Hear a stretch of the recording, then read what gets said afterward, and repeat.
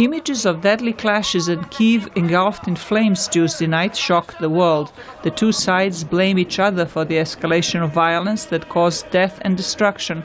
But US President Barack Obama and many Western European leaders have made it clear that they hold the Ukrainian government responsible.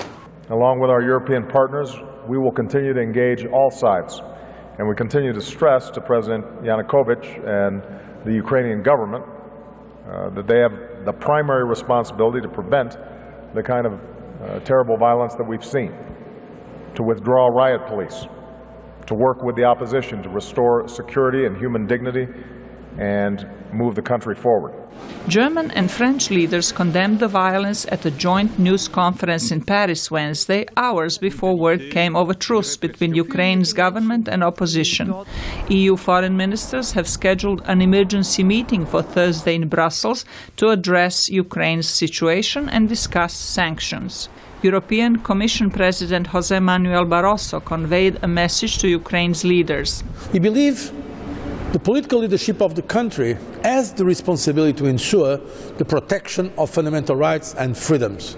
The French, German and Polish foreign ministers are meeting with members of the Ukrainian government and the opposition Thursday for talks on the unrest.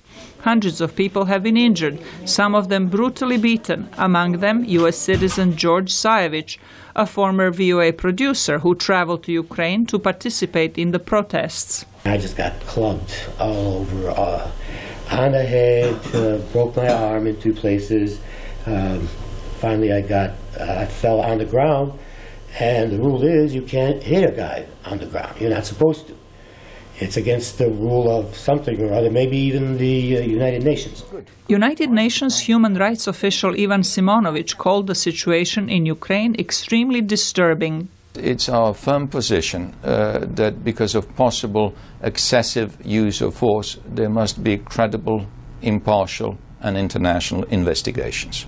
Ukrainian President Viktor Yanukovych dismissed the head of the armed forces, Vladimir Zamana, a day after deadly confrontations turned the capital into a battle zone.